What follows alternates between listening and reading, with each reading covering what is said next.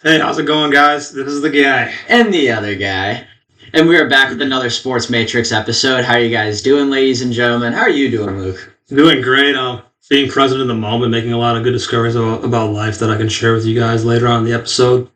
But for now, we can talk about sports, and I want to kick it off by talking about Mizzou, Georgia. I know you're not too pleased with the result, but Mizzou has had a great season, and I don't want to say proud of Mizzou because I'm not really a Mizzou fan, but because you care about them, I care about them, and they're usually not good. So, well, I was actually thinking about it right before we started this episode. I truly am proud of Mizzou. We were actually thinking because Mizzou they're a better basketball team in the past couple of years than the football team. So we were actually going into, and I think we're still gonna have a good basketball season. We can discuss that when the season starts with all college basketball teams. But yeah, for sure. We weren't expecting to even be ranked this year, and we're top 15. So. And we almost just beat the number one team, which should be the number one team in the country. But so I really can't be mad, but just the way the game happened, it reminded me of so many other times Mizzou had it and we just choked it. Yeah, that's the thing. It was doing really good. I remember Brady Cook threw almost a pick six to the big Stackhouse guy. That's when the tide turned, I think. It almost looked like Mizzou was about to potentially win the game, and then when that happened, it seemed like the momentum went back, and then Georgia kind of did their thing and took over.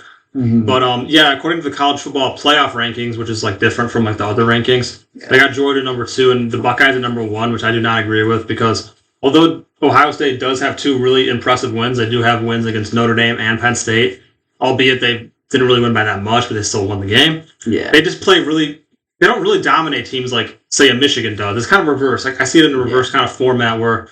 Although Michigan, they haven't played anyone, they dominate everybody they play. Mm-hmm. Ohio State, they have good wins, but they don't dominate everybody they play. So it's kind of like a reverse kind of thing, I think. Dude, Rutgers should be the top 1 team in the Big Ten. They almost beat Michigan and Ohio State. Honestly, they probably are because Maryland and Iowa and Wisconsin, and those teams have kind of been a little shaky. Those are the teams in the Big Ten or the Big Ten East, right?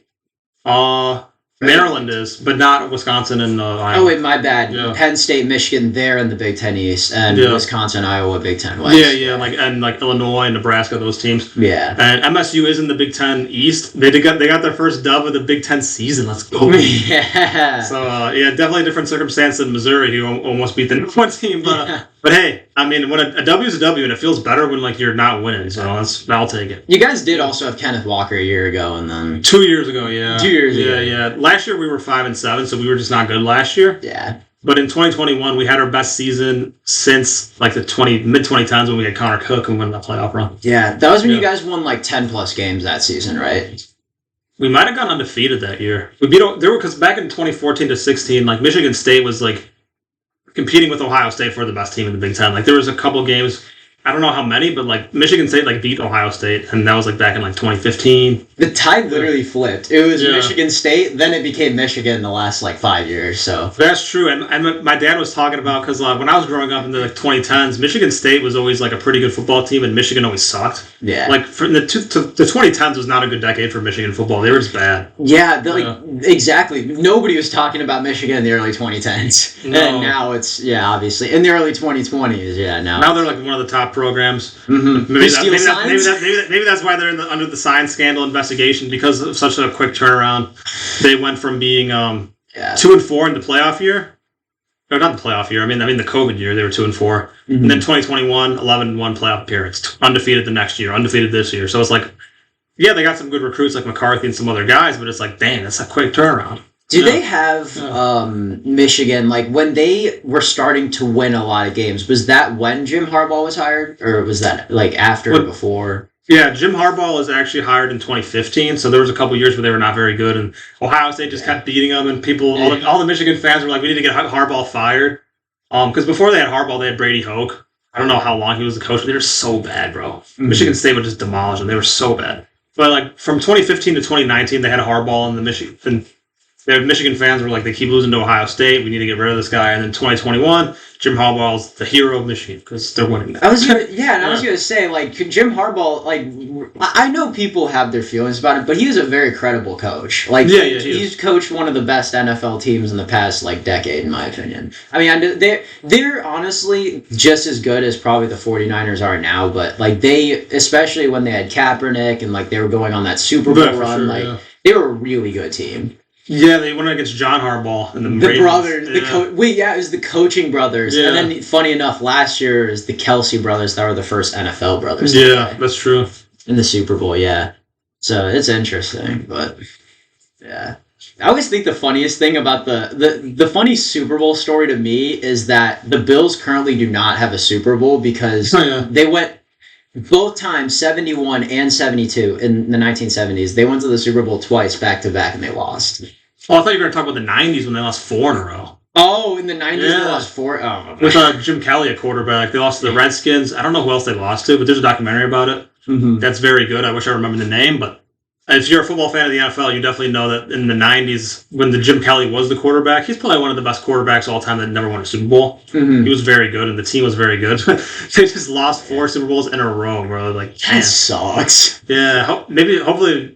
I don't think Josh Allen will bring him to the promised land, but like, I was going to say, like, do you feel about Jack? Like, do you think do you think they're going to trade him? Do you think they want to keep him? Like, I don't know if they're going to trade him. Coach GM. I mean, from what I know about the Bills, I'm not an expert by any means, but like from what I've seen, like he's definitely a good quarterback. I think he's a little overrated, and that's not me discrediting him. I think he's very good dual threat, but I think he hasn't really come through with them in crunch time from what I've seen. Yeah. And also, I remember we were talking about Justin Herbert a little bit a couple episodes ago. Mm-hmm. How about Justin Herbert? He was cooking against the Bears. He was cooking, bro. He was going hard. And I know it's the Bears. I know the Bears are bad, but like Justin Herbert, I think he's very good, bro. He's got a cannon. Well, so I saw that there was they put up like a graphic like during the game about like Justin Herbert, and it kind of just in my mind like summed it up. Like he the first 5 games he was actually pretty strong. Like he started off the season like although the Chargers they played a lot of hard teams, so I could see why they weren't doing as well. But then funny enough, like when they started to win, it was when Justin Herbert the last 3 games was playing like dog crap. Interesting. And then he plays the Bears again, and that's this season or last? This season, yeah. Because the last 3 games, like you look at his performance, the last 3 games versus like the first 5, it's definitely different. Because I know the record was 2-4, and when I saw that, I was like, why is our record so bad? Yeah, they just played a lot of hard teams. Like, so the strength of schedule was pretty high, I guess you could say. Yeah, well, they're literally in the division with. I don't know if they lost to the Broncos or if they didn't, but that was a really close game. But they got a hard conference. Speaking of which, the Broncos beating the Chiefs like a week ago, they're rivals, right? Or is that the Chiefs and Chargers? They're rivals with everybody in their division, I think. That's true. It's like the Broncos, Chargers, Chiefs, and the Raiders division, right? Who is the other team? Is it the Raiders I'm thinking of? Because I think the Raiders are also in there too. I just forgot about like that. I think it was last season or the season before that. Like the I'm here all day. I'm here. You don't remember? Who? Patty Mahomes when Max Crosby, the Raiders were up like 17-0, and like Max Crosby was talking so much shit to Mahomes, and then Mahomes like he throws like a touchdown and then like another one, and he's like I'm here all day. I've not seen that, to be honest. I probably should have seen that. I'm pretty much, bro. I've been taking like a dopamine detox. It's been pretty nice. So you haven't been on social media? Well, I mean, like I've been on my phone, but like I have not been like on like major. I don't really have any social medias. I kind of just go on YouTube or once in a blue moon I'll go on Rumble to see what's going on. But I really don't go on Rumble like I used to. Dude, I need to go on Rumble more. I don't go on it enough. I mean, it's just like it's good, but it's like compared to YouTube, it's like. YouTube just had so much of a head start. It's like you can't really. And I think it's just because like all my favorite like YouTubers post on YouTube. Like they don't really. There's like occasional guys. Like one guy that comes to mind, like Gideon. Like he posts on both. Yeah. But that's just because because typically the YouTubers I watch like they're not a lot of them are like too controversial where they have to post on other platforms. But versus like a guy like that, either Gideon or like whoever. Sneeko's another example. Sneeko, like Nick Fuentes, like they got to post somewhere else because YouTube don't like them. Pretty much all the people who just get censored for just like they just don't care. Like they're just themselves. They're just like saying whether you like it or not, they're themselves. They know they can go on Rumble and they just like they can say whatever they want. Rumble's not going to stop them. They don't care. Yeah, and like I haven't really watched Sneeko's content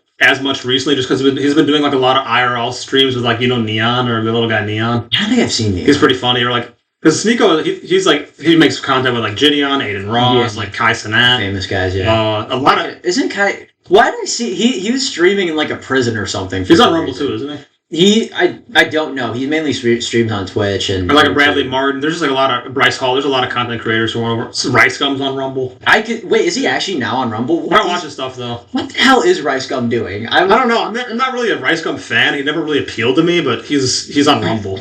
Well, it's funny enough because it reminded me. Yeah, actually, it was either today or yesterday. I was thinking about Rice Gum because he had like a song about like Fortnite from like way back in the day, and like Fortnite just released their old map again.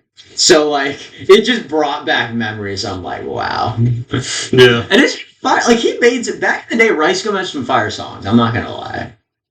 But oh, yeah, him and, like, the Paul brothers when they would do their raps. Yeah. He had that diss track, though, every night, sis, against Jake. Yeah. That was kind of fun. That was crazy. That was like the 2017 YouTube, whenever YouTuber wanted to be a rapper era. I forgot. Yeah, and well, that's the thing. I think Every Night Sis, besides I think like Every Day Bro, like I think that was like one of the first songs to go platinum for YouTubers. Oh, really? That's interesting. I could see that. That was like because people weren't really doing that shit back then. They were. Well, yeah, I think it was when YouTubers weren't doing that shit. It was like the 2017, 2018 era where all the YouTubers started making like diss tracks. Like iDubbbz was even getting into it, and like yeah, that's true.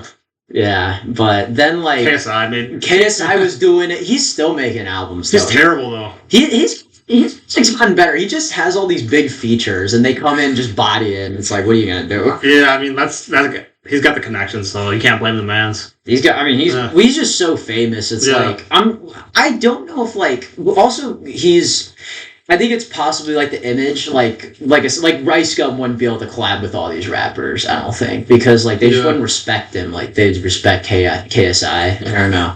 Yeah, because I don't know. I mean, it depends on the person, but like KSI likes fights and everything, so he's just trying to branch out and be. I give him credit. Like he's trying a lot. If you're trying a lot of things as a person and you're not afraid to try new things, I'll give you respect. Like Jake Paul tried to be a boxer and he wasn't half-assing. He actually wanted to be a boxer. Was he still in the PFL? I think he is. From what I haven't heard of him leaving, but he actually devoted his like couple years to actually trying to be a good boxer. Yeah. So like, I mean, it's one thing to like be a YouTuber and be like, I just want to box and just mess around and get a bag, but like he actually like wanted to do it. Yeah, well, this because he actually joined a league. Like all these YouTubers, like they like because they're like very independent, like they can manage their own stuff. Like they can set up these fights by themselves with like their managers and everything.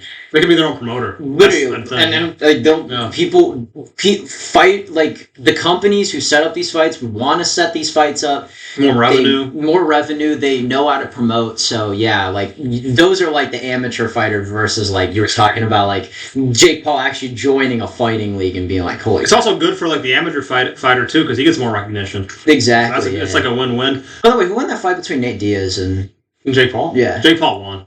I didn't see that. I didn't watch the highlights, but Jake Paul did win. Nate Diaz is an MMA guy. He's older. So it's like a different kind of thing. Like you think he's like in the twilight of his career type of thing? Like, well, I mean that, but it's mostly just the fact that like he's not a boxer, he's an MMA fighter, so it's like different kind of thing. Mm-hmm. Although Francis Ngannou, I don't know if you heard about this, Francis Ngannou knocked down Tyson Fury, but Tyson Fury got the decision. I heard about that. That's controversial too. We can talk about this. This is a good point of view, because Chael Sonnen. Do you know who Chael Sonnen is? Who's Chael Sonnen? He was a former UFC fighter, and now he's like a commentator, personality on the internet. Mm-hmm. But he was like saying like the fact that like MMA fighter, like a Francis Ngannou, who's just a freak, like he can punch super hard, he's just a freak of nature. Yeah. Can go in and knock down a Tyson Fury, who's like one of the better heavyweights of all time. Like how does that ruin boxing's credibility, or where does boxing stand in the moment? Because boxing it's losing I like boxing, but as of right now, like the MMA is on top. Like they're just taking off, and UFC is like the new wave. It's the new. It's a more versatile martial arts. Mm-hmm. So yeah, I don't know what your opinion is on that, but people probably felt the same way when Tyson was in the 80s and he was just like facing all these little guys. He's like pop to the face. Yeah. But I think in certain sports, like especially ones where they rely on athletics, like I think somebody can have a clear advantage over something. Like, for example, like when you were talking about like Tyson Fury getting knocked out, it made me think of like somebody like Giannis, who like nobody could compete with him because he's 7 foot and he can run the floor. Victor Wembanyama, I was literally watching, this dude was cross dribbling, shooting threes. I'm like, he's 7 foot. Yeah, it's not even fair at that point. Like what is this sport? He's like just in his room. He's just like playing against like people in the kindergarten yard or something. Yeah. Actually, wait. It makes me think. Because probably like people have had time to learn from other people in the past and like develop more skills. People just got so well rounded that like especially like people have evolved. They've gotten so complete that it's like there's no weakness. Like for a guy like Giannis, once he develops a 3-ball, it's over. It's more like versatile because at first when you watch like the 50s basketball, like they're just dribbling around, they pass it. This is like it's fundamental, but it's just like very bland fundamentals. Like, and then once you get to like the 70s and 80s, like it's like over time, like you just kind of pinpoint like what people are doing. Someone creates a skyhook, someone creates dunk, someone creates a fadeaway, and then someone's like, okay, I'm going to practice this. I'm going to incorporate this for this part of the game. So like, very very well rounded nowadays. And like Victor Wembanyama and the guy from Hinsdale Central, I think his name's Matis. He's like a 6'10" guard that can just shoot. Is this the Latvian guy? He's a Lithuanian, yeah. Or Lithuanian, right? But he's like another example of just like a tall dude who can like he's a guard at 6'10". What would he play when he gets to college? He's going to the G League. I mean, but he's labeled as a shooting guard and he's 6'10". That's interesting. I mean, Ben Simmons is 6'10", but he's not. That just goes to show you, it's like nowadays, like these people are like praying mantises, like they're so tall. And they can play different positions. That's nuts. Like Wembanyama could probably bring the ball up the court if he wanted to. He is probably going to bring up the ball. He just has to like dribble. Like it's hard for him to dribble low because he's so tall. But like he can dribble. He's not bad at dribbling. He's gonna like dribble all the way up here. He's gonna you know that like those little guys that try to like jump up, like they'll like jump up and try to get the basketball. He's just gonna hold it all the way up here. Yeah, yeah, that's true. Oh, you can't reach me.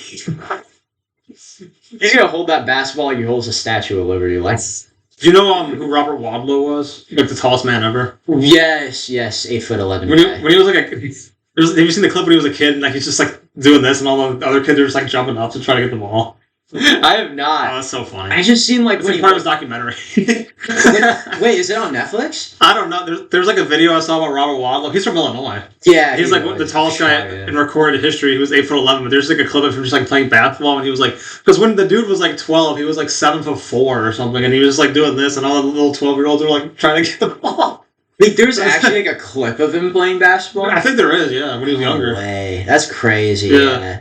Well, like, I wonder, because I've just seen, like, that, there's, like, that one video of him, like, just walking in, like, a public area, and he's just so much bigger and taller than everybody. It's crazy. Yeah, bro. It's like, well, that's the thing. It's, like, I don't know. It's, like, a real feeling. It's, like, wow. Like a wow feeling. Like, holy, like, literally, when we see these super athletes and all that stuff, it's that feeling of, you're the uncommon person right now. Like, yeah, that's very uncommon. Like, even the tallest man alive now, who is 8'3". The Turkish guy? Yeah, Sultan Kozan. Yeah. They were doing a thing where like he was standing next to a cardboard cutout of like Robert Wadlow because he's like 8 inches shorter than Robert Wadlow, and he's the tallest man in the world right now, and he looks small compared to Robert Wadlow. He does. So it's like, bro, that's crazy. And people were shorter back then. That was in like the 30s. The average man was probably like 5'6" back then. Oh yeah, everybody. Yeah. All the doors, even like you go into like I know this is probably just because they're naturally smaller, but you go to like Europe, like Asia, like all the doors are like super small, like everybody's just smaller. But yeah, like even it's interesting because he's like the Turkish guy though. Like I know Robert Wadlow looked healthy and stuff, but you're just so tall that you're just not going to live a very healthy life. But like the Turkish guy, he's doing great. I hear. Like, he's like a farmer. Older, like he's doing his thing. He's older. There's like a documentary about him like looking for love.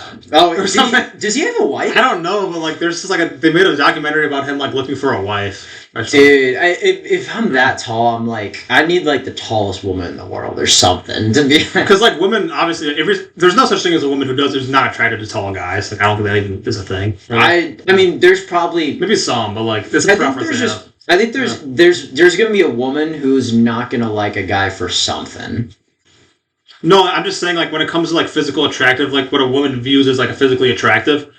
Pretty much across the board, women are like, "Oh, I think a taller man is more attractive." That's like the the stereotypical society thing. You want like a tall, buff, big guy, like a shredded guy, like and it's like that's like the protector. It's like it's like biology. Yeah, we're learning about gender roles in communications class. Yeah. So it actually the gender role is the guy. She wants somebody that can protect her. The Giga Chad. The Giga Chad.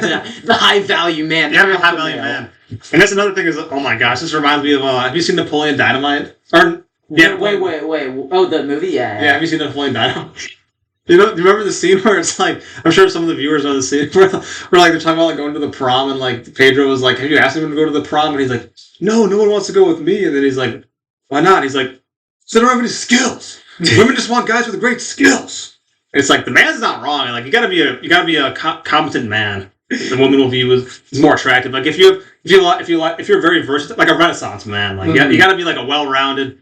Because like I don't know, man. I mean, women expect a lot, and it's not just for the women; it's for yourself because you want to be happy and like progressing. Yeah. But you gotta have talent, man. You gotta like, harness your abilities and be multifaceted as a man. Well, that's interesting because I think there's like there's a lot of guys who have the skill, who have the talent that just don't get recognized. And I think you need that like communicate. Like for example, with our podcast right now for the viewers, like we want to like communicate to you guys, and we have to be good about that so you understand, so that more people tune in and all that stuff. Like same thing with like love life and all that other stuff. Like I think like you just got to know how to communicate to the people, and then for sure. And then like once they understand you, bam.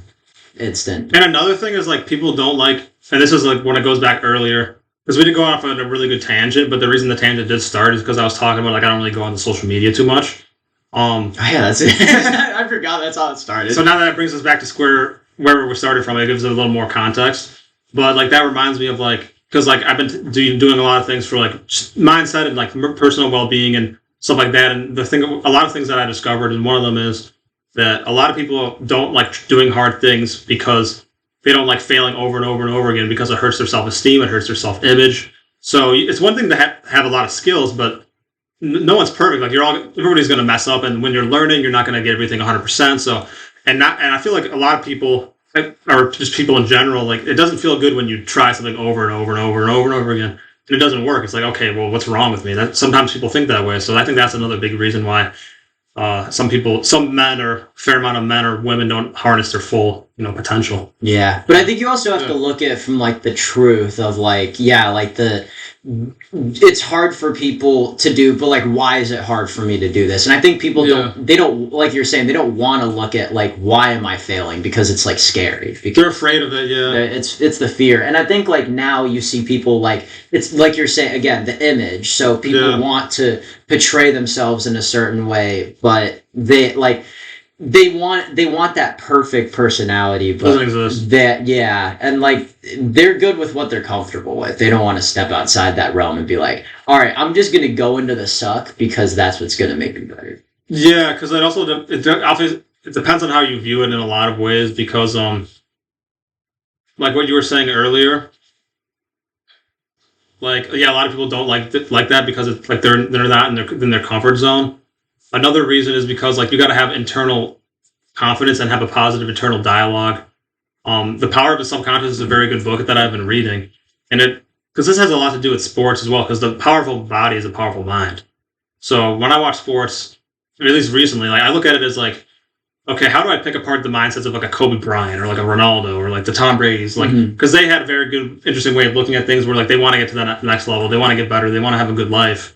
Instead of just like being the chubby guy at the bar who's like, make the tackle, you freaking loser. Yeah. Let's see you go out there and run a 4.4, bro. You're like, I mean, no hate to the people who are heavier or anything, but it's just like kind of like, You're talking about like backseat drivers, just like people, the people who are just like at the bars and they're just like hating on like athletes because they're not making a 70-yard completion. It's like, can you do that? Well, and like I think about the perspective. I'm like, if I am like this dude, like in like a 4th down, and it's like the end of a game, like I'm gonna be freaking out. I'm not gonna lie. Like it's nerve-wracking. And also with the fans and everything, you gotta have that mindset. Yeah. And I think for college, like that's why you see college athletes like they always make bad mistakes or like something else happens because they just don't have that mentality yet. So they have to like take the time in college to develop that, or like for guys that are going to the G League, like they're just gonna like put themselves up again. Basically like what Luka did. He went to the Euro Leagues when he was like 15 and he played against a bunch of men, and now he's playing against a bunch of men like 10 years later. He took the sacrifice of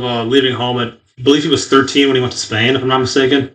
Left his parents, bro. He was 13. He's from Sylvania, right? Yeah, he went to the academy, like the Real Madrid Academy, I think.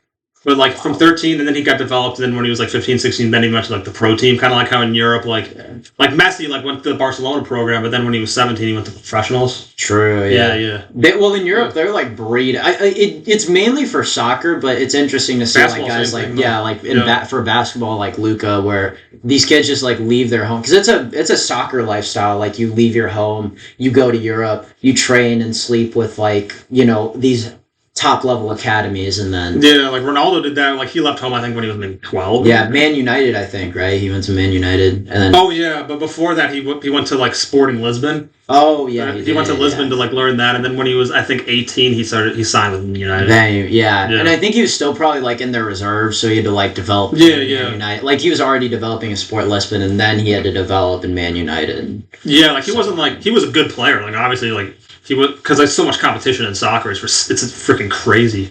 Like there's a thing where they're talking about in England, like 1% of the kids playing soccer go to get into the academies. Mm-hmm. And out of the people in the academies, only 1% of the people go professional, and that's any level. That's any of the tiers. And then you got to work your way up to the top tier, and then you got to work up your way up to be starter. Like just think about how much people you got to go through. Like Messi and Ronaldo, those are just like needles in like 1,000 in a million haystacks, right there. Like it's so much competition. Like 250 million soccer players in the world. I was gonna say, like, and especially getting to like a top league like the EPL, boy, that's a lot of work. That's a lot. Like talent alone will not get you there, bro. It won't, yeah. Well, like maybe it could, but like it won't sustain you. It won't sustain you. It's a better word. Well, that's the thing. But it's the drive. Like you're talking the what. And I think, like, interestingly, I got to read this book too. But someone told me about Relentless by Tim Grover. I've heard of that. Trained Kobe, MJ, like all these top tier athletes, and he kind of talks about like, yeah, how do these players like have this mentality to keep staying at the top, no matter how rich, no matter how successful, no matter what they've achieved, like how they just keep staying at the top. But I think interestingly, like, and I heard this quote now, like it was from a former Harvard professor or president, I think, and he's like one of the top economists in the world right now. He said, it's kind of interesting what he said. Like nowadays, like back in the day for educational institutes and a lot of other places, typically somebody would go through achievement to get that self-esteem. Nowadays, people assume that achievement is coming from their self-esteem. That's interesting.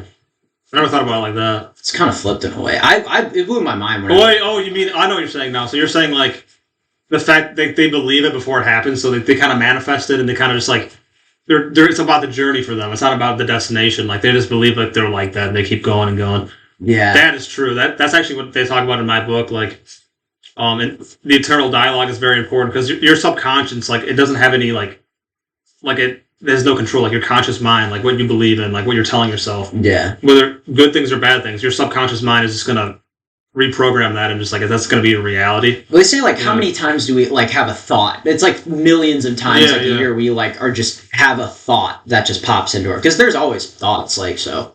Yeah, that's another thing is like, writing things down is another thing that I've been doing that's impressive because like I'll write something down about like, okay, my first day at work or my first day going to when I work out or when I talk to this person or whatever the case may be, approaching a woman, whatever the case may be, like you're just write down like, oh yeah, like you gotta like kind of like trick yourself into believing that you can like be good at these things, and you're just like, okay, I'm a professional marketer, I'm a professional whatever, like I'm just really competent at the skill. Mm-hmm. And then you write it down and you believe it in your subconscious, and then the next day you just do it, and it's like it comes more naturally because it's a law of attraction. Yeah. Well, it's like for studying tests, a lot of things, like especially like what I did when I sent you the whiteboard full of the notes we need to do to help with our. This man's is the gem. He knows he's doing.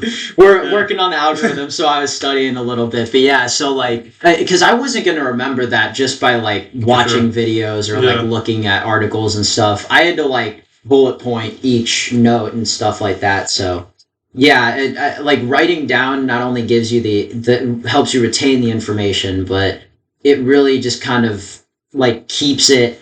Yeah, like you're saying, like you believe in it and like you believe that you can achieve it. And once you like write it down, you know, like because I think so many people like they discuss plans, but they don't like you're saying again, like you're saying, executing on them. So many people like, and they're probably good plans too. Like so many people probably, you know, leave this world without having that great idea kept coming out because they didn't execute on it. So I think like definitely fear of failure, maybe. Yeah, well, like or just like they didn't want to do it enough, or like they just like they didn't want to try to do everything they could to make it happen. That's why like I don't know. I think like to me like I could just write stuff down, like kind of what you were doing, like just writing stuff down, mapping it out. And once you kind of have that, like, blueprint, then you can be like, all right, now I know how to get into this. Now I know what I need to do. All I need to do is just do it. Yeah, when things don't go your way, don't view it as like yourself being a victim. Just view it as like you're learning and you're progressing, and like, okay, now I know not to do that the next time. I think another big part of like, I think school's to blame. I think society's to blame for like the way people think this way in certain contexts. Is like when you make a mistake, people are so hard on themselves. It's unbelievable. Like when someone makes a mistake, they're like, "Oh, I suck." They keep telling themselves like they're just not good enough, and it's just like that's not good. That's not going to make you progress any farther. Making a mistake is there's no such thing as a human being that no one pretty much besides God is the only perfect being. Everybody else makes mistakes. You know. Yeah. Well, also, like, how many times is, like, somebody, like, stub their toe and say, like, I'm a fucking dumbass. You know, like, like, they'll get hurt, or, like, they'll cut them, like, you know, get a scrape or something, like, you know, like, just that horrible talk, like, it's like, damn, like literally, I don't think, like, you never really, like, the more you think about it, the more it becomes real, so, like, when you're, like, really, because when we just, you know, you call yourself a dumbass and you, like, stub your toe or something like that, or kick the table and you're, like, you don't think about it because it's just like, you know, like you're telling yourself, you know, you screwed up. But like then you think about it, I'm like, man, I'm calling myself a dumbass. I'm telling myself I suck. Like, man, I hate myself right now. Yeah, and it's like, it seems like a small thing because like when you like stub your finger or whatever the case may be, or like hurt part of your body and you're just like, dang, that hurts. And you'd be like, oh, I'm stupid. Or like, it seems like a very small thing because like it's a spur of the moment kind of thing. But like it goes into your subconscious more than you can even perceive. Because another part of that is like, in order to like take action, I think for me, like, because I've taken action on projects where like I was very anxious, I wasn't very sure of myself. I tried, but it was kind of just like I tried, but I didn't think I was like competent, kind of thing. And I really had to like take some time to myself and be like, and really just like reframe the way I was thinking and be like, okay, why am I insecure about trying this? What from my childhood allows me to think this way, and why do I not think I'm good enough to do this particular thing? Self-awareness is a very powerful thing, and I think if you harness that and go on walks and just kind of like allow yourself to kind of just be like, okay, from a third person point of view, like, okay, like what if you're to think about it this way, like if someone's like filming you in a movie or like a TV show or a documentary, I don't know, I feel like you got to go like a third person point of view and be like, okay, why does this person from this scene in their life, why does this person behave this way, kind of thing, and like be like, okay, now I understand why I'm behaving this way. Now look up reasons how to change that that's going to help you in the long run. You know. Yeah. And sometimes it's not always one thing, so it's like... No, for sure, yeah. Like, you'll have to really... Like, you'll just have to dig deep in there and be like, and just, like, not judge yourself, because at the end of the day, like... people, I mean, whether justified or not, like, when you're born into, like, the wrong side of the tracks from a bad family, you're not 100% going to act in a bad way, but you're more likely on average to act that way, which makes sense because you've been neglected by your parents. If you're born into a two-parent household where people are really nice to you, then you're more likely to see the world in a good lens. It just, on average, it makes more sense because that's your environment. Yeah. Well, it's just gonna be it's gonna be a nicer environment to grow up with. Yeah. I think you need a balance though, because you can't be like having people are like you want to be nice, like you want to have a wholesome, upbringing, and you want your child to go through that, but you also need to give them independence, but also teaching them the necessary tools they need to get out there. Like what you were learning, the self-awareness, the mentality, the toughness. Like, this is something that I think this generation lacks a lot of the time. So that's why why we're spreading the word on the podcast, And there's a lot of reasons why, like, obviously, like, our generation is to blame. Like, you got to take self-accountability, but it's not 100% on our generation. There's factors, especially when it comes to men. I mean, I know obviously women are going through a hard time as well, but specifically towards men, because we are men, and I don't know what it's like to be a woman. Like, everybody has their struggles. I just don't know what it's like. But when it comes to being a man, there's like video games, you got porn and social media and junk food, and like the school system is good, and it definitely teaches you a lot of things about life. But the school system is taught in a very specific one kind of way, and not everybody learns that kind of way. A lot of people kind of learn in a kinesthetic kind of way, where it's like you're being taught by a mentor. A lot of people are, I think it's only 10% of people are audio learners. If I'm not mistaken, I could be mistaken then. Yeah. But pretty much like the way the school system teaches people, it's like only 10% of people, that's like their main way of learning things. I saw that somewhere. Well, you just brought up an interesting point that I didn't even think of. Like, a lot of people learn from mentors. They learn from more one-on-one, like... Watching people do something. Because, like, especially, like... Yeah. I don't understand... Like, if you go to, like, a big university where the like, it's so big where the professor doesn't even know you, it's like, I didn't really learn anything. I don't know. You can listen and take notes, and you can revise it and, like, get at the concepts of what it is. Yeah. But it's not like it's a one-on-one tutor or anything like that. Exactly. Especially at like a state school. Yeah. Well, I mean, I know the professors are credible, but like to me, I'm like it means more to me like who's teaching me the material like that I am learning because like I mean For sure. For if I'm having like if I'm learning ancient like I don't know European ways, I'm getting taught that by some Asian guy. I'm like unless he I mean, you know a lot about it though. That's the thing. if he lived in Europe possibly because like there and it's actually funny when we went to Japan like our first tour guide was a white guy. He was Australian. Wouldn't surprise me. Yeah, he moved to Japan and he knew a lot about it. So like, because he lived there for like 15, 20 years. Like, so he. So does he speak fluent Japanese? If he didn't, he was pretty damn close. Yeah, because from Australia, like that's really close by to like the Philippines and like Japan and China. Like it's in the same region. So. It's interesting. So it's like in its own island, so it's like got a whole different group of people there versus like in Asia where it's the Caucasians and the Asians are like mixed together. Yeah, you got the Cox and the Asians. 2 different islands. Yeah, I definitely really want to go to Japan. Like I remember I met one of my roommates or one of the tenants. I was staying at a house in Henderson, Nevada for when I was doing a sales job, and there was a Japanese guy who was like in his early 30s, and he looked like the same age as me because like Japanese people, they got a good diet, they look very young for their age, which is good. But he was like saying like, yeah, bro, he was like talking about all the places to go that has like the best ladies, and he's like, go to Tokyo, they're gonna love you. You're like a tall, handsome white dude. I'm like, all right, bet. Dude, that district down there, they look. If you look a bit different, you will stick out. You will definitely. I feel like if you're just a white American, they're just gonna be like, oh my gosh. Or even like because everybody there like they're like they homogeneous a lot more. It's interesting though because like I mean not only like are Japanese people like descendants of Koreans, but like they have like they look so much more different than they probably did like 15, 20 years ago. Japanese people, how? Because they're more individualized, I think, in their culture, and like you go into like more in the city, more so where you get like a big melting pot of a bunch of different people and a bunch of different cultures. But you're talking about like it's more diverse. It's a lot more, not just diverse, but like the way even diverse with how people like choose to dress up themselves. Oh, okay. So it's like both, yeah, like ethnically, racially, and like also like culturally. So it's changing. It's all changing. So. There's a lot of anime and a lot of cute girls at cafes. It's interesting because I thought that was going to be what I saw there. But not. That's what they portray it as. At least. Yeah, it's what America. It's definitely some whitewashing, but there are some for sure. But like it. Honestly, I thought I was going to meet like a cartoon thing or like an animation thing over there and like watch One Piece 24/7 now. It's like being a Pokemon. Like you're gonna meet like an anime character and a Pokemon card at the same time. Maybe a Pokeball that just spawned in the middle of Tokyo, like.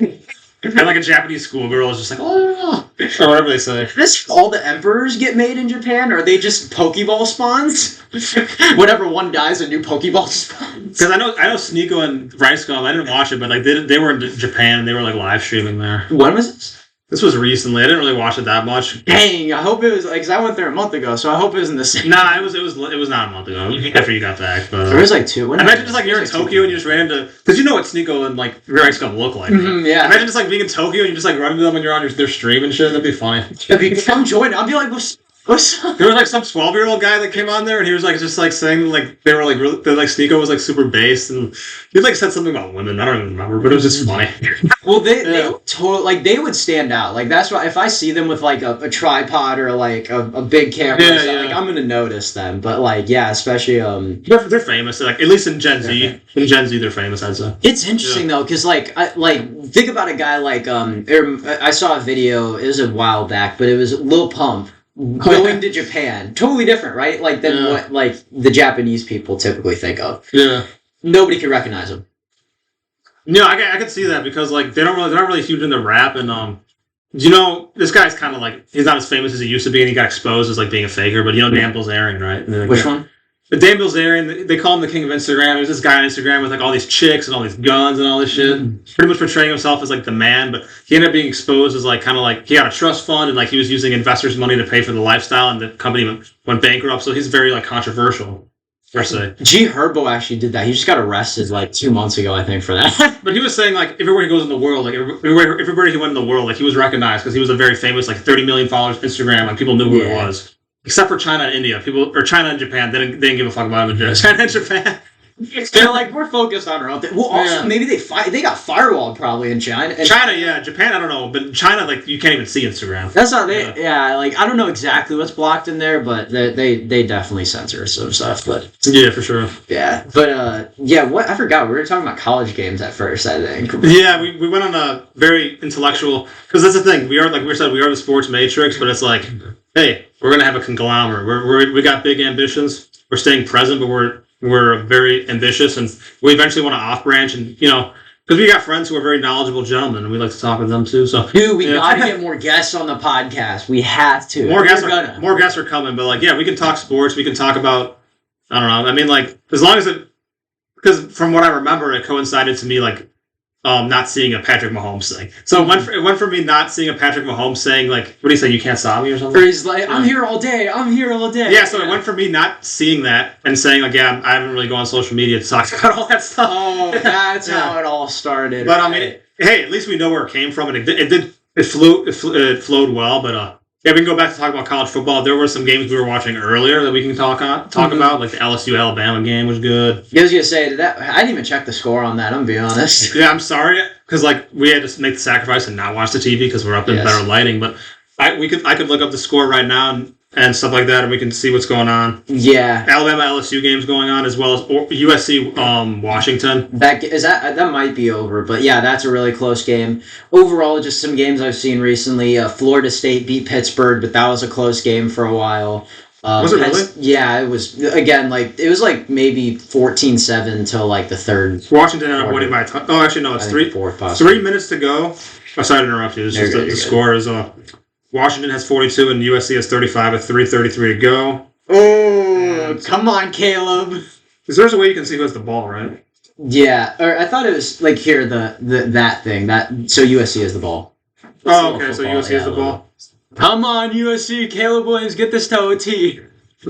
Yeah, it's gonna be weird because we're gonna post this after this game goes, but that's true. Yeah. Yeah. From someone who hasn't seen it or whatever, it's a good insight, I guess. Yeah, you can probably go watch the highlights. Alabama's up by a touchdown with 14 minutes to go. So what's the score? 35-28. Alabama's up by a touchdown. So those are both very big. Yeah, I was gonna say these are some close ass games. Yeah. Yeah, but we made the sacrifice to put out some good content, and you can always watch the highlights. It's not a huge deal. Yeah, exactly. I mean, I think mostly after that, it's just a bunch of teams crushing a bunch of teams. Like Louisville crushed whoever they played. Utah beat not California. Utah got crushed by Oregon though.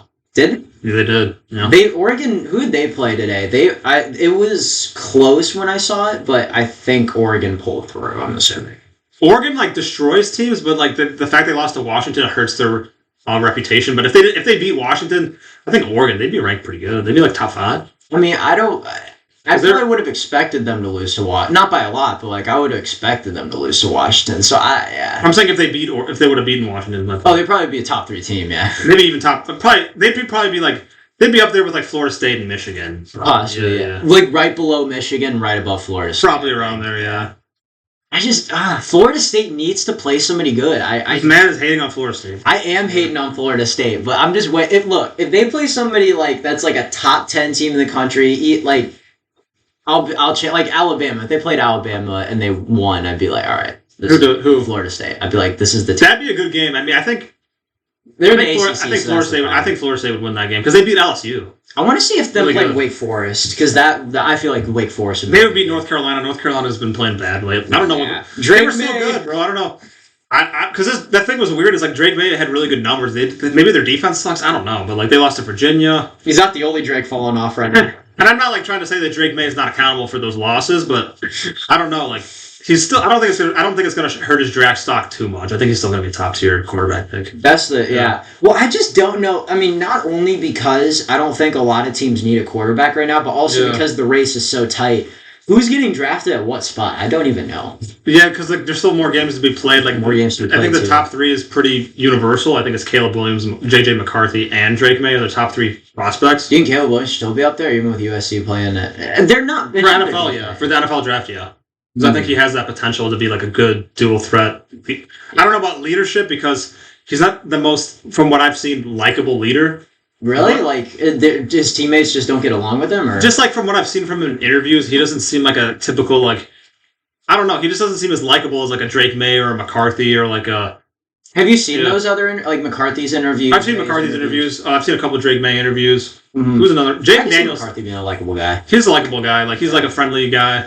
Mm-hmm. Jaden Daniels seems like a likable guy from what you see at least. It's like who knows what these people are actually like until you know them as a friend. Oh yeah, like yeah. Or like from what you've seen like through the interviews, you can kind of like make a like Bryce Young and CJ Stroud. They seem like they're likable guys. Yeah. Trevor Lawrence does seem like a likable guy as well. Well, I think for the guys that are basically the ones that they're gonna have the staying power. They're gonna continue to be in the league. Like for instance, like a Trevor Lawrence. If Trevor Lawrence is well liked within the next 10 years, you could probably see like, oh, he might actually be a nice guy. Like off camera, if you're a quarterback, like it'd be very hard to be successful as a quarterback if you're just like an unlikable douchebag because like you have to have people block. Johnny Manziel.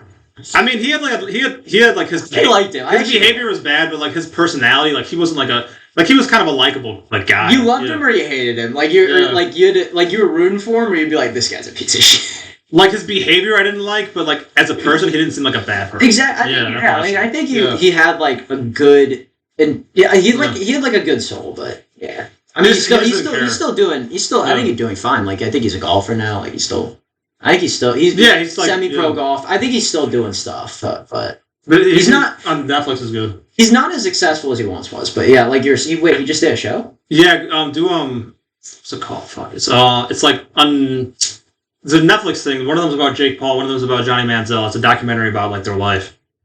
What's the name of it? Yeah, it's good though. Just Johnny Manziel Netflix. Like just go on there. It's really good. I'll probably find it. Yeah. Jake Paul one is surprisingly very good. I wonder, like, where did they come from? Like the Paul brothers. Like, was they just a normal family? It talks about that. Like, their dad was like a really big hardo and like disciplined them and all that. And they were like athletes. Like they were wrestlers, football players. I can imagine their dad being like, "What are you doing right now?" And like, it's not the way I raised you to be. Like, subscribers. Well, once the money came in, I'm sure the dad was like, "These are high value men." He's like, "I can bypass the changing of professions. I'll take the money." Because the thing is like, they initially started on like Vine and YouTube, and that's how they made their videos. They would do comedy skits, and then they got more traction there. And then they moved out to LA and like joined like the houses and all that. He's like KSI and Deji did. Like, well, people forget, like Deji. I mean, he kind of fell off a little bit, but like they were basically YouTube brothers for like however long until like the whole diss track thing, and it was pretty funny. But I remember when that all went down. It was pretty funny. But yeah, like they were like really like they were doing YouTube videos together a lot, like collaboratively, and I think that's how they both got big. Like, they're kind of like the British version of the Paul brothers, kind of British black version of Paul. They ended up like that was their first boxing opponents too. Yeah, they talk about that in the documentary. Jake Paul actually boxed Deji, and Logan Paul boxed KSI. Brothers, yeah. They should do like a duet box, like brothers against brothers, like in the same ring. In the same ring, yeah. Like that'd be crazy. Bro, you know what I want to do is are you familiar with the sport called chess boxing? Which one's chess boxing? Chess boxing? It's a real sport. It's like where you box for a round, and then you do a round of chess. Then you box, and you do a round of chess. Oh, chess bot. Interesting. Oh, wait, I've heard of that. I don't know where I heard of that, but I've heard of it. Andrew Tate would be good at that.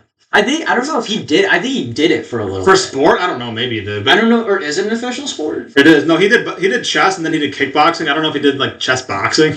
But, like, now I'm thinking about power slap again. But, like, I feel like chess boxing, that's, like, the most intellectual Chad sport of all time. Because, like, you're literally boxing, and you're just like, okay, who's the more macho man? And then you're going to play chess, and you're like, who's the more intellectual man? I think it's interesting. You know what I mean, though? Well, yeah, but it just made me think, like, I could see that working because, like, you know how they say, like, when you go for a run or, like, you do, like, endurance workout, like, you're more focus? Yeah. You could just box for a round, then you're, like, dialed in for chess. Unless you get brain damage, then you're fucked. Yeah, if you get hit a little too hard on then you're just like, where's the queen again? You end up like Rocky. I don't think Rocky's playing too much chess these days. Yeah, but I actually want to learn chess because I used to play chess as a kid, and it's pretty fun. I need to get back into chess. There was one of my friends. He's a chess teacher, and it just sucks playing him every time. He just kicks my ass.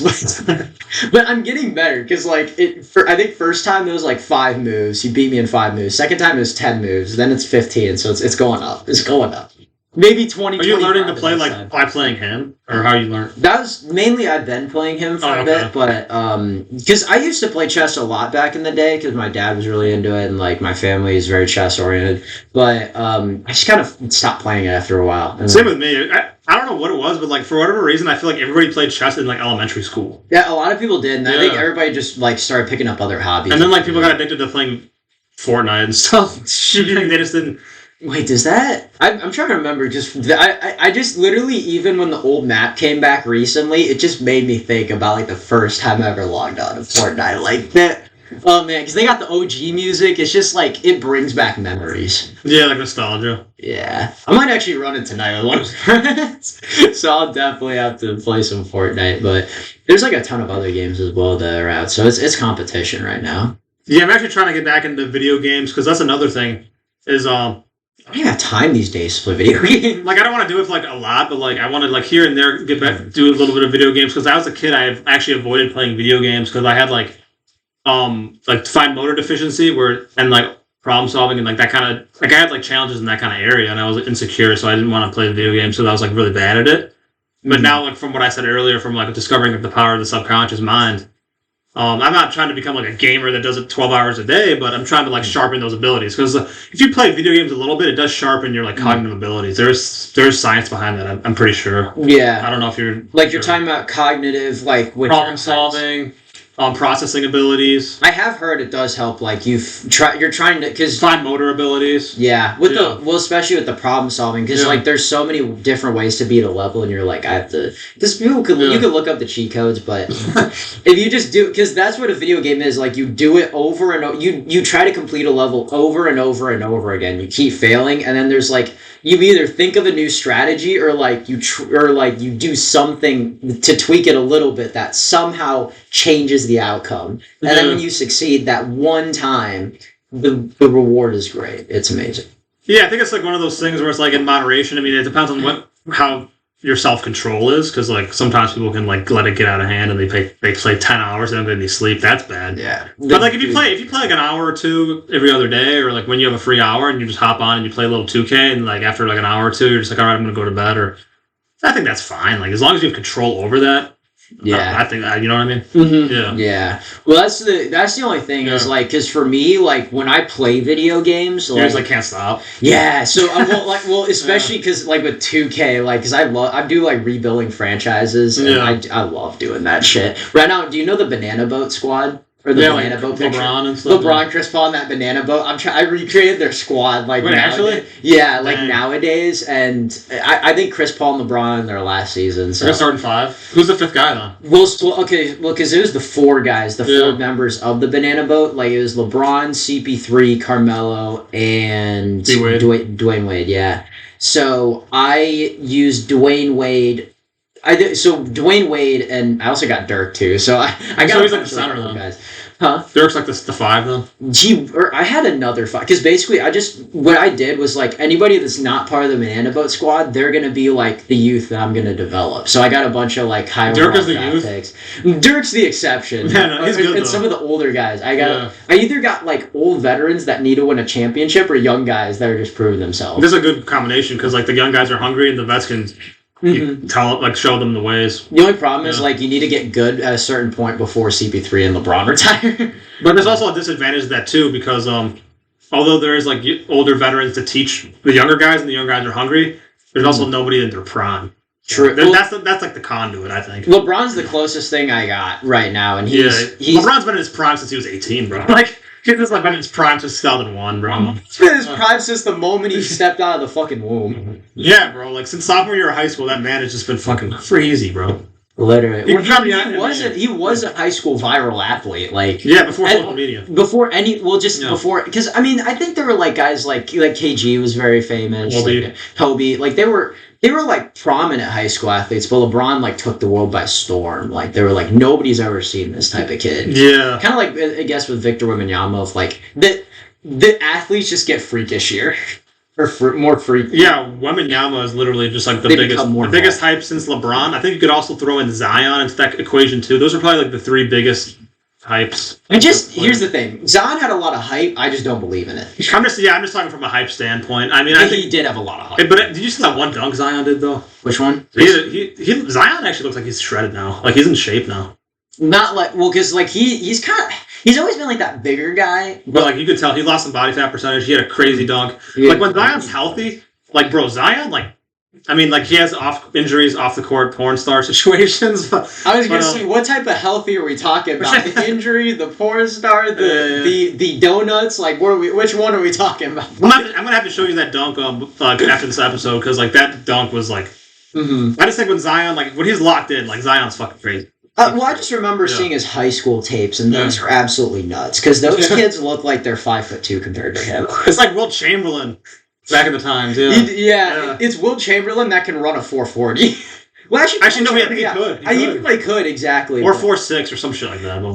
Okay, he can dribble. Like, he can dribble down the court. Like, you didn't see Wilt Chamberlain, like, picking it up, like, taking the ball up, or, like... He did, when he was on the Globetrotters, he did. He was? Oh, yeah. He actually... Yeah. That's pretty... Like, he could handle it, but, like, for his height, he was good at handling it. Well, it's maybe, like, because they're... Especially, I think, also why people, like, are just different now in basketball. Like, why they have different skill sets, like, when they're, like, bigger and stuff. The roles change. Like, you were defined... Like, if you were 7 foot, you were a center. Like, that's what you were defined as by, like, your height and, like, the physicality, but like, that you had. But now, like, since... guys like Victor Wembanyama, Giannis, like these tall guys can play point guard and like even like a Porzingis. That's what Porzingis does. Yeah. Like even Lauri Markkanen, like he's doing what Dirk did like 20 years ago, where he's like spacing the floor and like being able to move the ball around a little bit, like which I think he has gotten better at. So Lauri, yeah. Bro, his step back is elite. Dude, I need to watch that step back. I can see him having a dirty one. Dude, also like, and that's why like I'm not a big fan of Rudy Gobert because I just feel like. I mean, like, he's not bad, but I just, like, for this day and age, he's just not, like, the good fit. Well... Like, for defense, he's a good defensive guy. I think there might be, like, some guys, like, that have played in the wrong era, but... For sure. Gobert definitely would have been way more effective 20 years ago. Yeah, like, in the 90s, Gobert probably would have been, like, a top 10 player or 15 player in the league or something. Well, also because, people didn't have to, like, move... Like, why guys like Porzingis can be 7'3" and still play is they can actually run.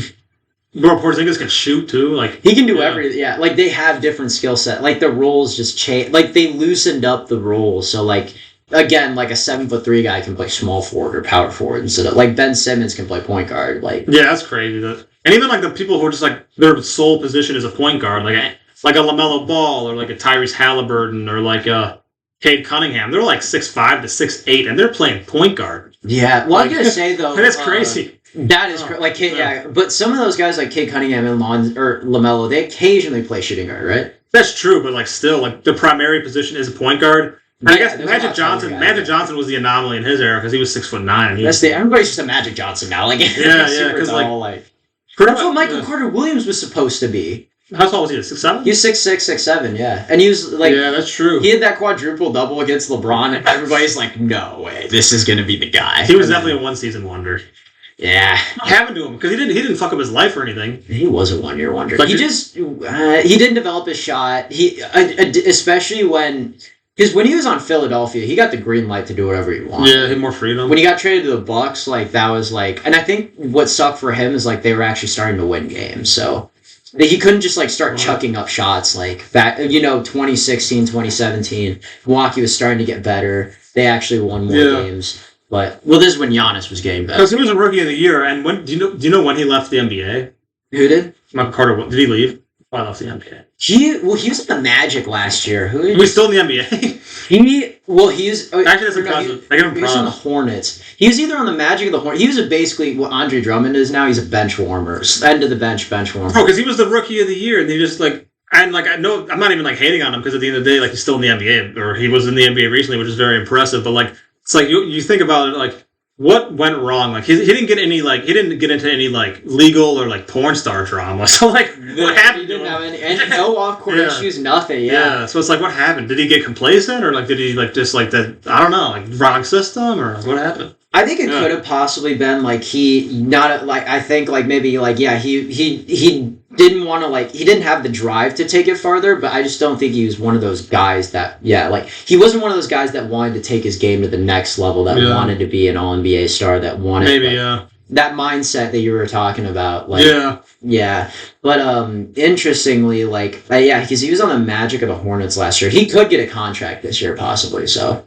Interesting. I thought he was out of the NBA. He's probably just a bench warmer at this point, but like, yeah. Yeah. It's interesting because again, like I watched like not like a documentary, but like somebody made a YouTube video about him, and like there's like a bunch of other players that have been like one season wonders, and like even when I saw the whole thing, I'm like still asking that, like what happened, like. Yeah, because like usually when that happens, it's like the player has a personal problem or they get injured a lot. Like, yeah, drugs are a big one in the NBA. Yeah, money, drugs, women. Money, all the vices, all the vices.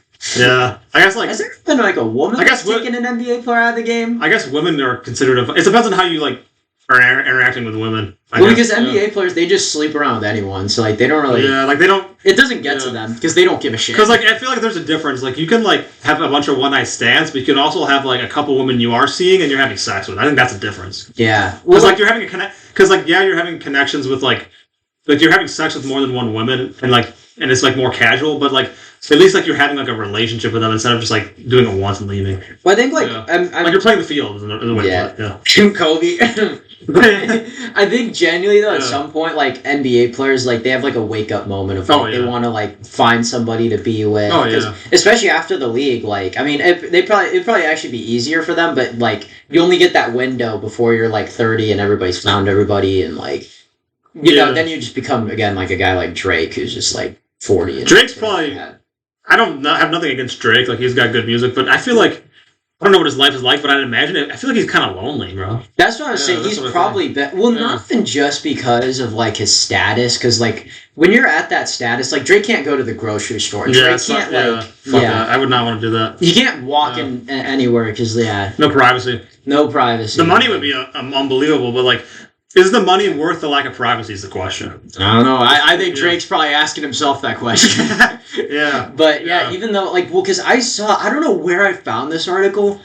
I think Drake, like it said in the article, and it's like a reliable article. I can't remember exactly, but it's from one of those like major news networks. Drake has proposed more than 40 times. Wait, what? To different women, or has almost proposed 40 times. Oh, he never pulled the trigger. Why did he never pull the trigger? Is it because he's like always wants better? Maybe. Because Drake, like, and I don't know who brought this up. Somebody was talking about this, like, 'cause we were talking about. I have several people that I talk about Drake with, but you just have people. You just like the conversation topic is Drake. We all like Drake. Okay, it's kind of funny though. I'm not gonna lie. So yeah, it's a Drake circle, but yeah. So like I forgot we were mentioning, but it was interesting, like, because someone was bringing up, like, he was like, Drake, like, I think he wants to a degree keep up, like, this, like, he's like a playboy, he's like lover boy, certified light-skinned lover boy, yeah. And, like, literally, like, his album cover is, like, 12 pregnant women. On the emojis on the cover. So, like, he's like, I think he wants to keep up that image to a degree, but now he's realizing, like, fuck. Like you said, it's the image thing, bro. Yeah. Well, especially because he became a co-parent, which that's, like, a totally different because he has a son named Adonis. Was it with a porn star? Or Sophia Bronx, yeah, like... They don't even have a relationship. He just has a kid. And they talk, it's like... But they're not partners. They're not, like, together, but they're agreeing on how to raise the kid, like what Kanye and Kim are doing. I guess a little less. Yeah, but like it was different because they got married and everything. But yeah.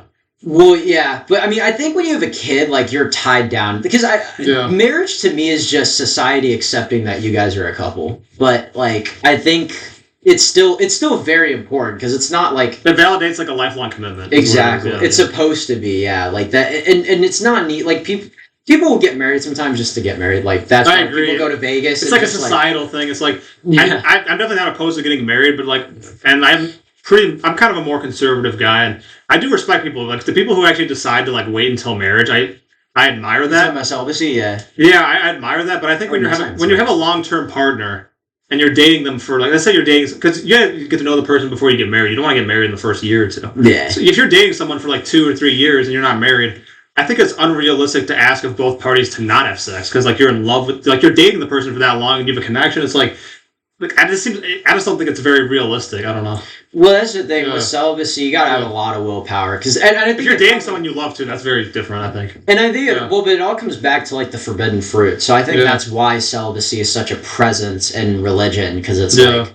You know, it don't fall for the temptation. It's right there. That fruit is right there. You can pick it off the tree. It's right there. There are different ways though, because there's a big difference between having a one night stand and just having like a girlfriend for 2 years. That's a difference, you know. That's a major difference. That's what I'm saying. Like if you're having a girlfriend for 2 years, it's like it's your girlfriend. You gotta have sex with your girlfriend, have enjoy your girlfriend, have fun.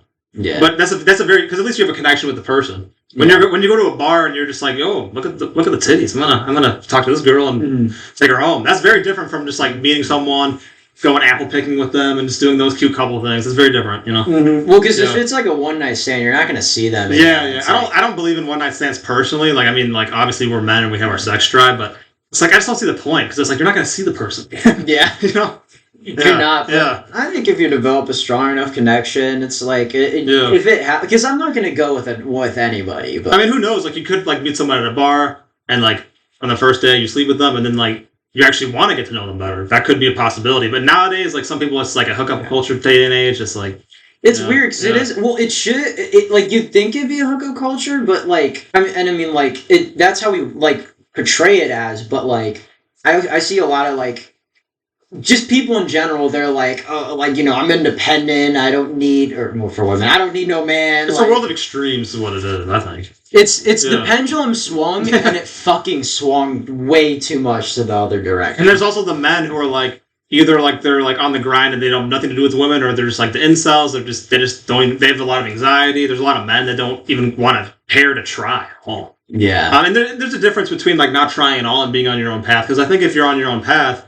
Yeah, here and there, if you meet a woman, just talk to her and be indifferent. Yeah. Like, if the vibe's there, the vibe's there. If the vibe's not there, that's very different from just being like, fuck women, Minecraft, I don't know. Like, you know what I mean? And then there's always, like, the people that are just like, I get so many ladies, I bang, like, all the women in camp, and I'm the freaking Chad and that's, like, another thing that's, like, hugely on the extreme, because it's, like, I guess it's, like, it depends on the value of the women, but I think it's more impressive, like, let's say you're, like, seeing, like, 3 to 4 women, and, like, you're being honest with them, like, oh, yeah, I'm just dating casually. I'm also seeing this woman, but I like you, and if you'd like me, that's fine. But, you know, you're just, like, straight up with the woman. You tell them how it is, and they're just like, all right, we'll see you, and you're seeing, like, a couple women.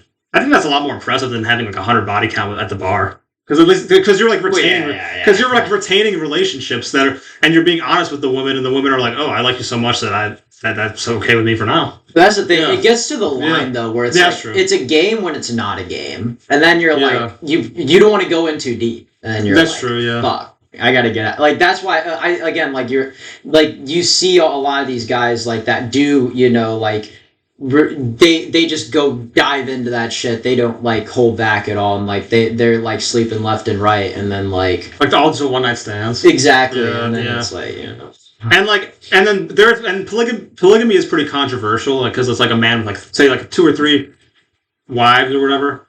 Yeah. But I think if there's honesty there and like as long as it's like it's an honest situation and like there's nothing bad happening, I don't think there's anything like wrong with it. Like I don't think it should be illegal to have like 2 or 3 wives as long as like it's like they know what they're getting into. Well, you know? if the woman if there was a great relationship with a woman and 2 husbands, I think it should be legal. But yeah, I mean that's kind of like it is. It's a double standard, but it makes sense as a double standard.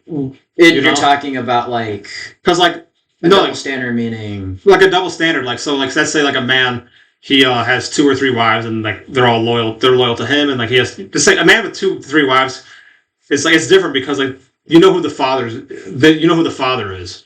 But when you have like one man who's dating multiple, one woman who has like 2 or 3 husbands, then it's like who's the father?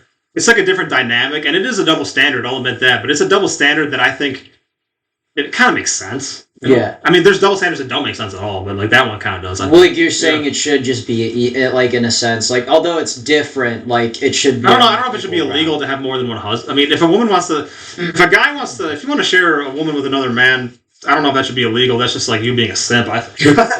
I mean, like, I don't know, but like, it's different. Like, if you see, think about it this way. Like, if you see a man walking in public with like a bunch of hot chicks, you're like, oh, this guy's like the man, or like he's gay or something. When you think one of those two things, or like either he's a simp paying for a lot of them. There's a lot of things you think of. I take one look at the guy and I make that decision automatically. Based off like how the guy looks, maybe the guy's more masculine. He's like a Chad, or like exactly. or like maybe he's more flamboyant. Like he might be gay, or maybe he just like looks like or it could just be some old dude who just pays all of them. Awesome. Yeah, but then was like the YouTuber like you were mentioning earlier. But then when you look at a woman that's like hanging out with a bunch of dudes, these are the three things that I think of.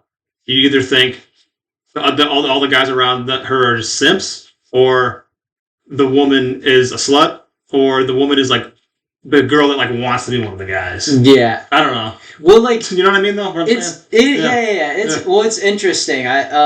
Depending on like if one of those guys like she's actually dating, because like I mean you'll have like that's true. Because like to me it's weird, and like I wouldn't do this. Just like there needs to, if you're gonna hang out with women like just in general, I think there needs to be a ratio. So like 1-1, 2-2, 3-3, or like if it's a little bit off like a 3-2, that's fine. But like it can't be like. If it's like 3-1, 4-1, or like 4-2, no.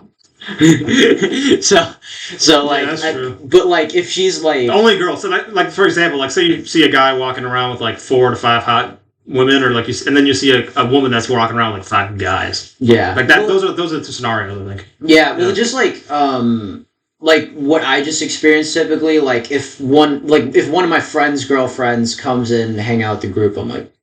Oh yeah. He's like one of the guys. That could be like that's what I meant for the last one. Like she's like one of the guys as a girl. Yeah, exactly. It doesn't have to be a bad thing. If anything, that's kind of sick because like. Well, she likes to have a good time. You can like talk sports with her. You can talk shit with her, and it doesn't always have to be like you have to like hook up with her. But like it's just like because like that's another thing is like I enjoy like interacting with people, male or female. Like I don't have to like sleep with the woman. Like you can have a good vibe. You can have a good conversation. And I'm not gonna like try to be like, oh, I gotta get laid because like there's just like. Well, the thing is, if she knows sports though, if one of us gets a girlfriend, we might have to bring them on the podcast. Yeah, bro.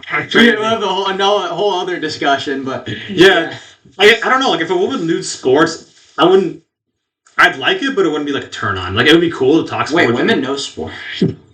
There's some women that know some sport. I feel like there's more common than it used to be, I think. I feel like there's some that don't know anything about sports, or like the casual ones. Once in a while, you'll get one that knows everything about sports. Yeah, and like I don't know if it's a turn on, but it's like cool. It's a little too. For me, I think it's a little. It depends on how much they know, I think. Yeah, I don't know. Yeah. It just makes me feel like.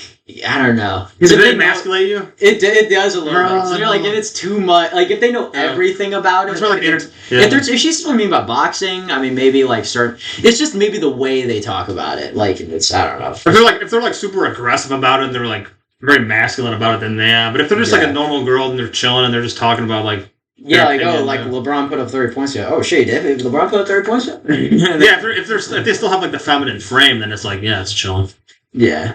Mm-hmm. Yeah, exactly. So, like all these different types of characteristics, you're probably gonna walk. You're probably gonna see like all throughout life. But here's another thing I was thinking of is like, for you, what do you think is more of like when a woman is like intelligent? I think that's a big turn on. But when a woman has a lot of money, I don't view it as a turn off. It's like I just don't care how much money a woman has, bro. Like that has nothing to do with the relationship for me. But when a woman is like super intelligent, I'm like, okay, we can like intellectually challenge each other. That's cool. Yeah, well, that's the thing. I did like because I look for more like meaning. So I mean, if she looks a certain way, I'm gonna feel more attracted. But like, well, yeah, initially, yeah. But like it just on a pure like physical like a turn on. Like I only really get turned on by. Well, I'm talking about like characteristic traits that like turn you on. Well, that's the like a green flag, for example. It's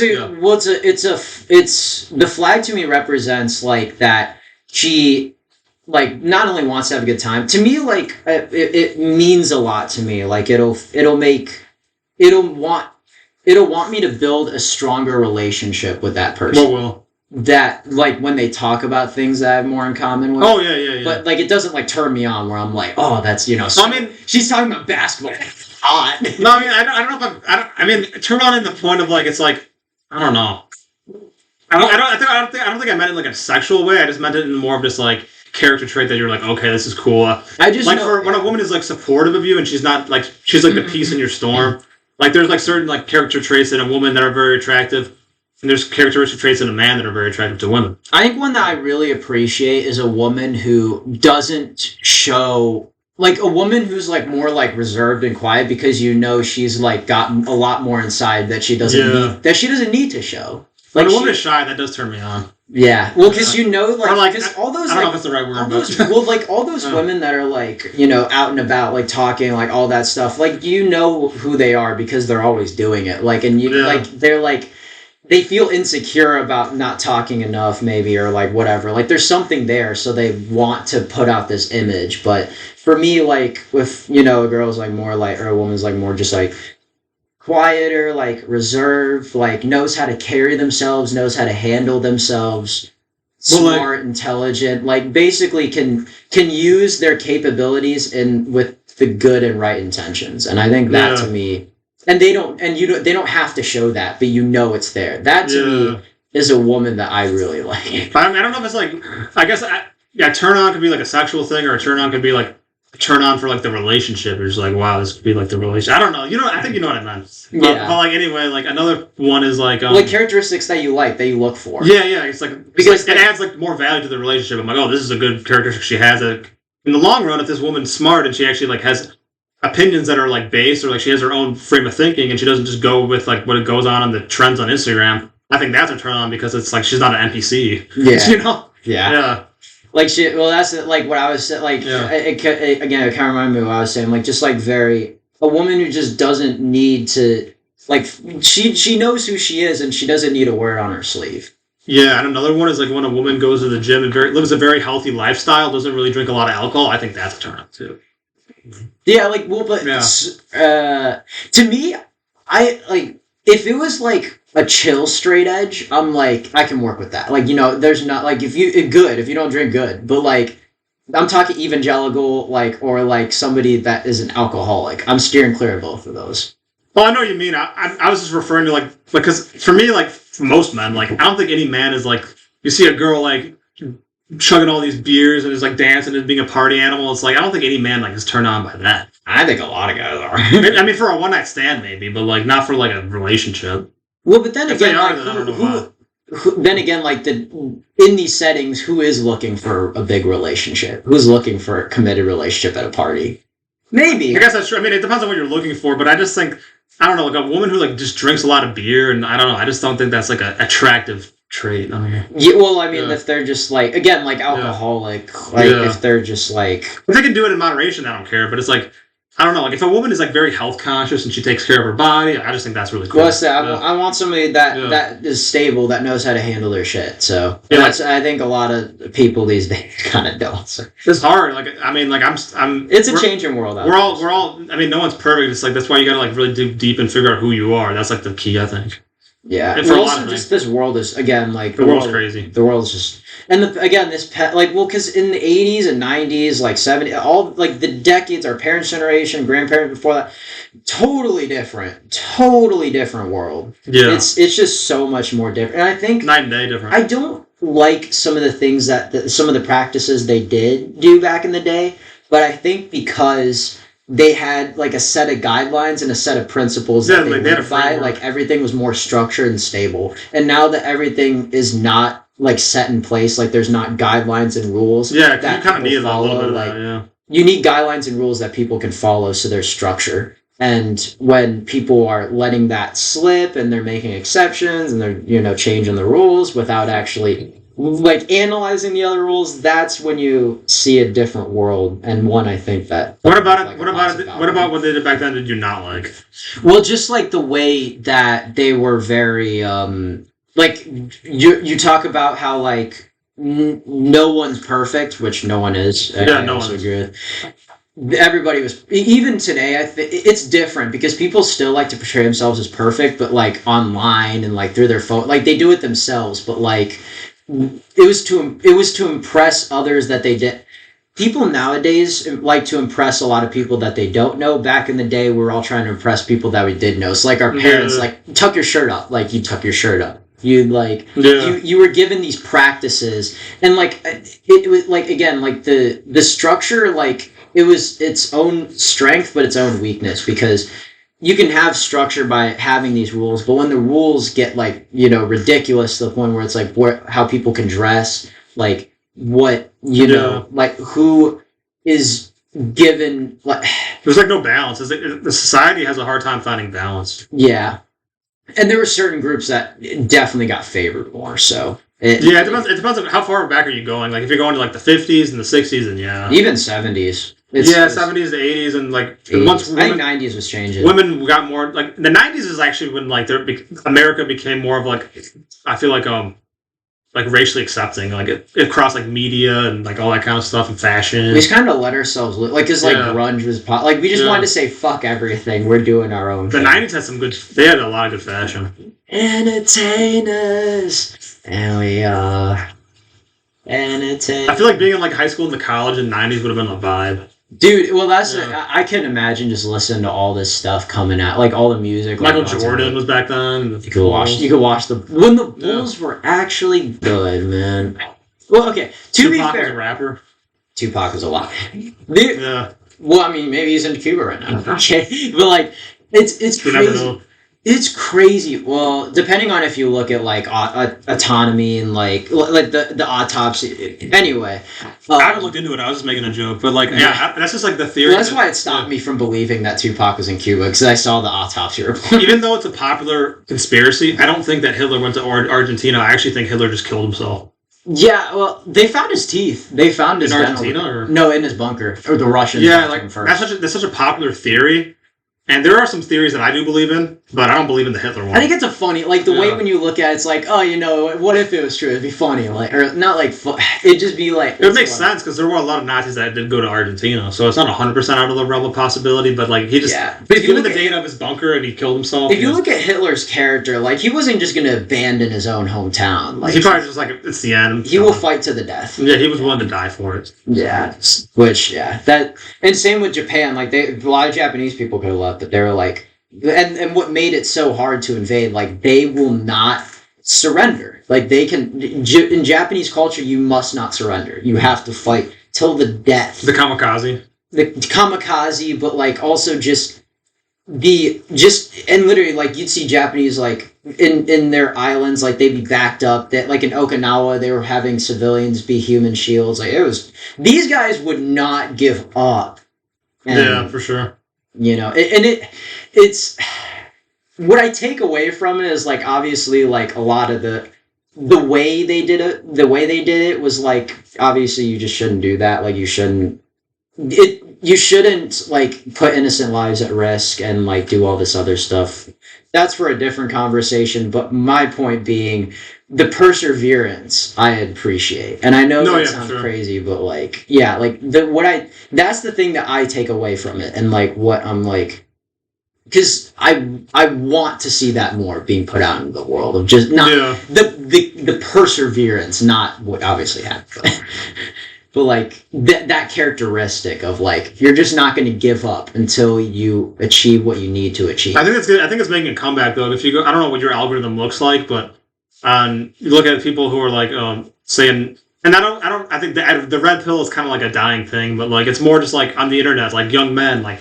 They don't really have anyone to look to, and they feel very lost in this current modern era. So you want to be able to work hard and become competent. I think that's kind of, at least in some circles, like a lot of they're the men who are like they want to become like Sigma Giga Chads. Like that's kind of a trend. Well, that's the thing. I think it became like it was like a meme like 5 years ago. That was like real. Like enter the Matrix. I know we're sports Matrix, but enter the Matrix. Come like here's the red pill. But I think it kind of evolved. Yeah, we're the red pillars. I'm pro red pill. I mean, it just evolved nowadays into. It just like that meme evolved into like actually people like thinking they're like the second coming of Jesus and they're gonna show you the new way and it's like I like Andrew Tate. He's a funny guy. He makes some good points, but it's like people worship that dude. It's like, bro, he's a man. He's a human being. You shouldn't worship no man. I forgot he has like a whole like university like dedicated to building new armored men. And I'm sure you can like learn like great ways to make money on there. But however, like a lot of the stuff or a fair amount of the stuff that you can learn. Through Hustlers University or the real world or whatever it is, you can just learn it for free probably. Just look it up and just be like... The internet has everything now. Yeah, you can learn... There's a million ways to make $1 million. That's how I see it. Yeah. So, I think fake news is harder to tell these days, but I think when you look at like... when there's some websites that are like... or like places like on the internet that you go to, you're like, this might or might not be credible, But then like there's like the few that are like, this is credible, like they have, you know, again, like they put the rules in place so that people, what they're posting, like they're not posting live. Like you don't see the New York Times or like the, you know, the Chicago Tribune or like all these other not newspapers per se, but even like networks, like there's those, I think not always like the biggest ones, but like there's specific ones that people go to them because they know they're reliable. Yeah. They know they're not gonna like, they don't feel like they're being lied to when somebody's telling them something. Yeah, like Newsmax is kind of popular within the conservative space. I also heard about something called Ground News. I haven't looked into it, but like the guy was being sponsored by them, so it's like who knows what their credibility is. But he was like saying like, yeah, they do the percentages of like how biased this topic is or whatever. I haven't looked into it, so I don't know. But that's like another thing that I heard about recently. You know, well, it just, I know it's probably a little bit off topic, but it made me think about, like, when you talk about YouTubers and sponsorships, like, I wonder how reliable these products are. Because, I mean, I know they try it out themselves, and it probably has some reliability, but, like, obviously they're getting money, they like the product because... I'm sure someone, like NordVPN... hopefully it's good. I'm assuming there's a lot of NordVPN YouTubers that are like. I think they are. Like, yeah, they seem like they are at least. Well, if you get a bunch of YouTubers, I think if maybe you get a bunch of YouTubers sponsored, then they're possible. Like Raid Shadow Legends, I've seen 1,000,000 fucking times. What's the other one? Earth 2. Or which one? Athletic Greens, I've seen a little bit more. Not Earth. It's called Earth 2. There's like some app where you can. I don't know. It's some weird digital real estate thing. Mm-hmm. Yeah. Oh yeah, the one I was thinking of, Raycon. Have you seen YouTubers? J.R. Smith has Raycon earbuds. Oh, is that Ray J's? I think it might be Ray J's. I almost bought those. I didn't buy them though because. Are they wireless like earbuds? That yeah, like super I just like AirPods because my ears are kind of like one of them is kind of different than the other, and AirPods seems to work, and the other one seems like I tried different AirPods earbuds in. But like my ears were like one of them is just wireless or wired. Or it was wireless. It was like I forgot the name of it. It wasn't AirPods, but like AirPods fit in well, and the other ones didn't. Because what they said about Raycons, they don't fall off, which I don't know is true or not. Again, like I was thinking about it because they're only $50, so I was maybe if I lose my AirPods, then maybe I'll consider it. But like I don't want to get AirPods. Like you've never had AirPods? Never. Nice. Well, I've had I'm an old school guy. I had the wire. Yeah, they're so easy to lose. Yeah. I will not keep track of them, and you have to charge them. I remember I bought them. Huh? I mean, it's not a big deal to charge them. Yeah, but you got to remember to do it. I mean, really? That's hard for you? That is hard, indeed. Well, because I'll just tell you, like, for example, I had a go-kart when I was like 8 or 9, something like that. Barely charged it. Every time I used it, I'd have to go charge it for like an hour or two, and like before it would work. So just think about it, like I could write it. Look, if I write, you just like you charge. Like think about it. If I wrote it down, I could remember. You never forget to charge your. I mean, sometimes you forget to charge your phone, but for the most part, you wouldn't forget to charge your phone. I'd imagine, right? Occasionally, or maybe you forget, but like occasionally, it's not that. Yeah. If you view it as like it connects with your, like this is how I view it. Like I just like view my phone. I use the same charger to charge my AirPods case as my phone, so I kind of view it as like the same entity charging wise. Yeah, because I do remember to charge my phone, but my computer I don't remember. That's why I have it plugged in right here. But I do remember to charge my phone, but I lose my phone a lot itself, so it's weird. But that's just like my tendency, like it's there. Like I forget to bring my car keys to the car every morning. I have to go back inside and get them. Oh my gosh, it's I thought I was bad with this kind of stuff. Maybe I should be teaching you. Oh, Liv, man, Luke, I know you got a planner a while ago. I have a planner. It helps. I just got a planner. It helps, bro. You have to remember to write it down. So I haven't been using it. If you do it before bed, it helps. So or at nighttime. I'd say that's the best time to do it. I might have to try that. Or I would say in the morning, but I'd rather do it at night because in the morning you gotta wake up and it's like you don't really want to write stuff down in the morning. Yeah, exactly. That's the morning. Sometimes I like working out in the morning though.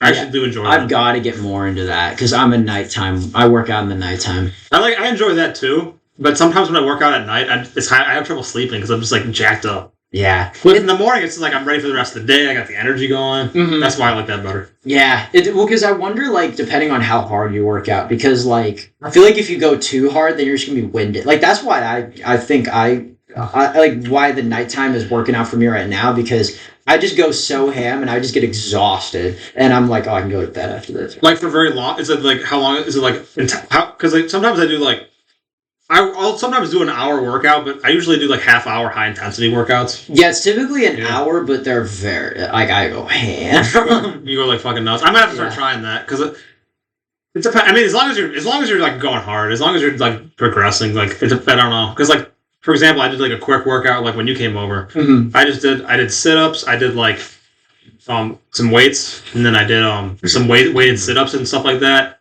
push ups, and I also did a little bit of boxing. And I did some pull ups. I pretty much just did that for like 15, 20 minutes, took a shower. Yeah. And that, I mean, and that alone, like, you can get a good workout in. You can't, well, especially, like, I've got to do more, like, MMA boxing stuff, because that endurance workout is great. I gotta show you, I got a boxing thing in my room, I gotta show you. Oh, yeah, you'll show you after this. Yeah. Yeah, we should wrap it up pretty soon. It's been good, but it's been long, man. I was gonna say, we're almost an hour and 30, so yeah, bro. What, do we want to talk about anything else, or we should wrap this up? I think an hour 30 is plenty, because the last time we did it very long, and I kind of want to cut shorter. But 2 hours, yeah. It just means that we have a lot to talk about and a lot to share with you guys. So it was a pleasure, and have a good night, you guys. Yeah. Thank you guys so much for watching this episode. We really enjoy the support. We're going to try to get on other platforms as well. We were talking about getting on Spotify. For sure. We might this might be on Spotify after this. So if you're listening to this on Spotify or on YouTube, thank you guys so much. So we'll talk to you guys in the next one, and peace out. Have a great night, guys. Have a good one. Sports Matrix out.